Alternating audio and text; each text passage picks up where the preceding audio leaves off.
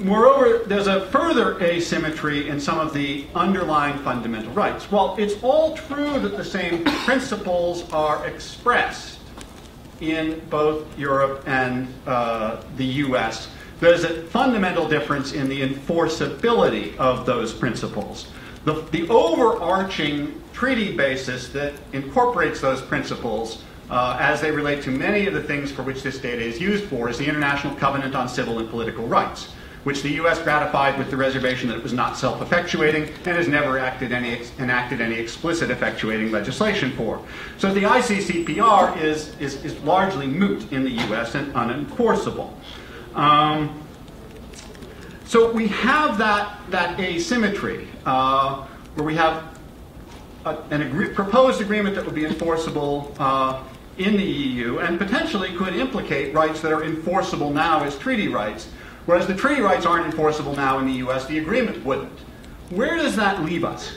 Why do we have this proposal then, if that's what's going on? Obviously, neither DHS nor other US agencies need this agreement for two reasons. First, because they don't need to override the non-existent US data protection law with respect to access to commercial data. There is none, so they don't need any change. And they don't need to override the International Covenant on Civil and Political Rights because it's already non-self-effectuating and unenforceable here. The second reason the US government doesn't need this agreement is because they're already getting much of this data already or have other ways that they could get it. PNR data, European airlines already outsource, and US airlines that operate in Europe already outsource their data hosting to computerized reservation systems based in the US. SWIFT had, until recently, mirror servers in the US with all their financial data. Large amounts of internet, e-commerce data, communications data, it's all moving through servers and hosts in the US even when it's going between other continents.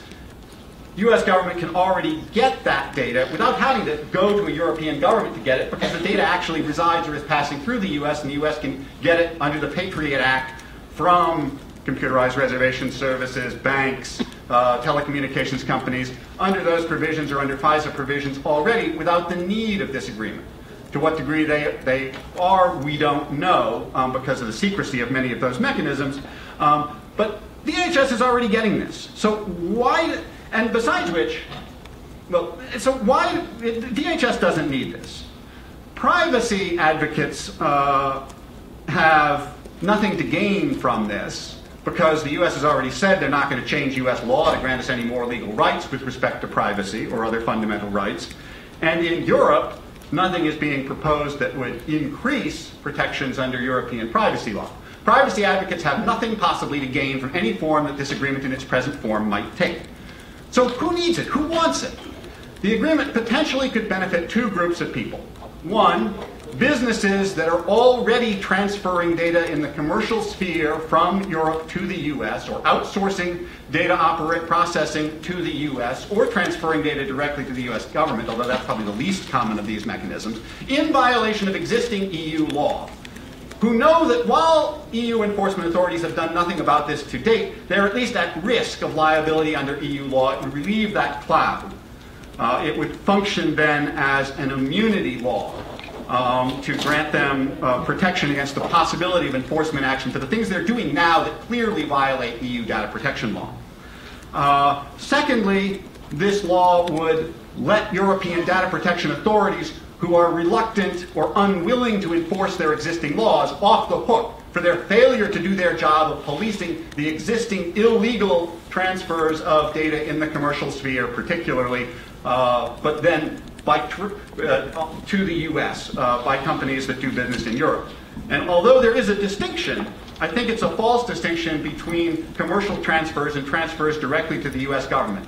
Given the Patriot Act provisions and the existing mechanisms of US law for government access to commercial data once it is in the US, commercial transfers of data to the US are tantamount to placing the data within the grasp by secret mechanisms without judicial accountability of the US government and need to be treated as such. So I think what we need to think about this proposed agreement as being fundamentally is a law to remove the possibility of liability for businesses that are breaking EU privacy law in their dealings with the US, and to remove even the possibility that EU data protection authorities might take up their existing mandate to impose sanctions against them. And fundamentally, unless the US government is willing to make this a treaty, which was part of the the European Parliament resolution on PNR, part of their terms of reference was that it needed to be a treaty that respected the ICCPR. Unless the US is willing to make this a treaty that's binding, and to make changes in the US law to comply with it, if the US is unwilling to do anything, the only thing that is being negotiated now is exactly how much of the current protections of European privacy and fundamental rights law will be signed away by the European Union. That no more and no less. So what's needed? The US is not negotiating in good faith. They have no motivation to. This isn't going to be binding on them, and they've already said they're not going to change their laws. What would be needed to actually bring the US to a real negotiating table of bargaining? The US is going to need to negotiate if and only if they really fear that US companies are going to feel some pain from enforcement of existing EU law. The pathway to bringing them to the negotiating table is for European data protection authorities and the European Commission itself, which has enforcement responsibility under, for example, the EU Code of Conduct for CRSs, begin to actually impose sanctions costly enough to affect the annual reports and the bottom line of those companies.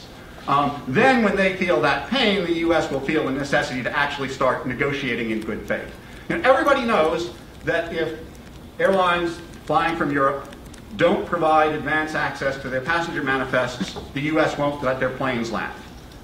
There is complete confidence on the US side that nobody in Europe is willing to take comparable enforcement action and refuse to let planes land or let airlines operate there if they're not willing to comply with existing EU data protection law. That has to change.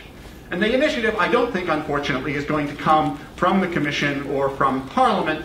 That is going to come, if at all, only through grassroots action by European citizens making complaints to their data protection authorities and demanding that they actually enforce those stronger European privacy laws that sound so good to us Americans in theory, but actually have proved hollow, as we've seen, for example, in the complete and total failure of the safe harbor scheme. 2 minutes. Okay. A couple of things that, if it were a treaty, and if it were based on removal of the US reservations on the ICCPR, something that was raised not just by me, but by European NGO witnesses at the hearings on the PNR agreement that Jan Philipp chaired last year in Brussels. Beyond that, what would be needed would be to recognize a principle that mere effectiveness in policing is not a sufficient argument to satisfy standards of proportionality or, as the ICCPR phrases it, necessity. You know, if you break into everybody's house, have house-to-house searches, you will find crime in most people's houses. The fact that you would find that does not mean that house-to-house searches of people who are not now suspects are justified. And one of the characteristic things about most of the data collection and transfer that would be encompassed by this agreement is that it is not case by case. It is not based on suspicion, because there are existing legal mechanisms for acquiring all of this data under existing law enforcement cooperation agreement if there is suspicion, if it is part of a specific investigation. The only reason for new and broadened agreements is to gain access to dragnet surveillance data of non-suspects. It also is intended to require that this surveillance capability in many cases be embedded in commercial infrastructure. And I will not attempt to repeat here, but on this point I would strongly refer all of you to Susan Landau. I don't know if she's here, but her new book describing and detailing the threat to security posed by embedding surveillance capabilities in information technology infrastructure. So I hope that there will emerge the kind of grassroots privacy movement in Europe that I think we have to a slightly greater degree here. But without that, I think we need to recognize that while some may see this as an attempt to place under regulation existing unregulated transfers, no good can come of this in its present form, and it needs to be fundamentally reformed in its legal basis to have even the possibility of serving to protect our rights. Thank you. So,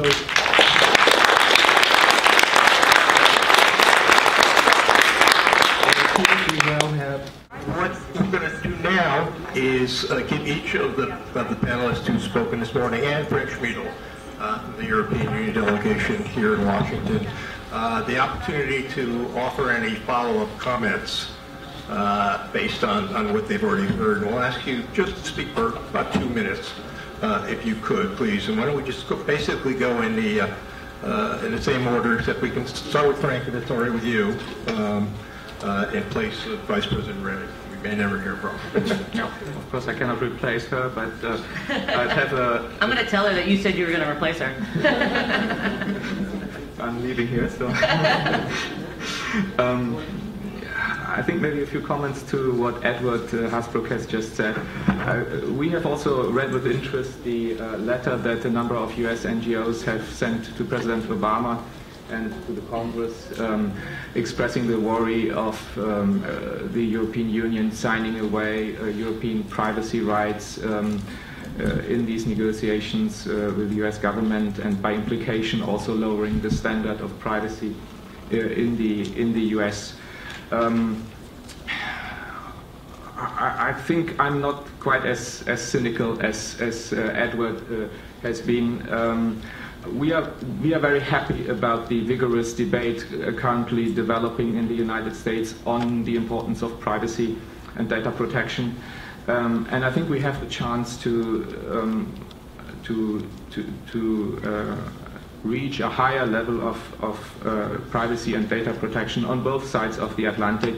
If we do it right, if we do some creative thinking now, as Cameron Carey has said, I think now is the moment, perhaps not only on the side of commercial privacy, but also on the side of law enforcement privacy, to engage in some creative thinking across the Atlantic, how we can improve protection for our citizens and overcome our differences. Let me point out that in the EU there is still a widespread perception that data exchanges have been largely a one-way street over the last years, with huge amounts of personal data of Europeans being gathered by the US authorities. I keep joking, the US authorities know our citizens better than our own authorities, which is probably true to some extent. So I think we are right to insist on more transparency. I think the US government has already made important efforts in that direction, and we appreciate that.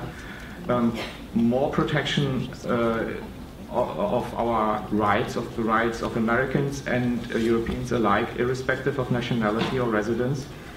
And also more reciprocity. In our understanding, that would mean more sharing of the derived intelligence from these data to prevent security threats and counter security threats.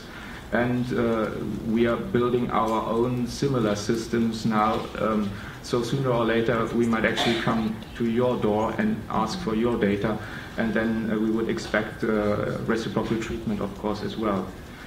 So I think if we engage in this creative thinking and find solutions that can satisfy our respective legal orders and political constraints, I think we can make these data exchanges that are taking place, and I'm afraid won't go away, can make these exchanges both legally and politically sustainable for the future, and perhaps also increase them in duly justified circumstances. So from the European perspective, I would say, if you allow me to paraphrase President Kennedy, don't always ask when it comes to data protection and data what Europe can do for you. Also ask yourselves what you can do for Europe to assuage our concerns. Thank you.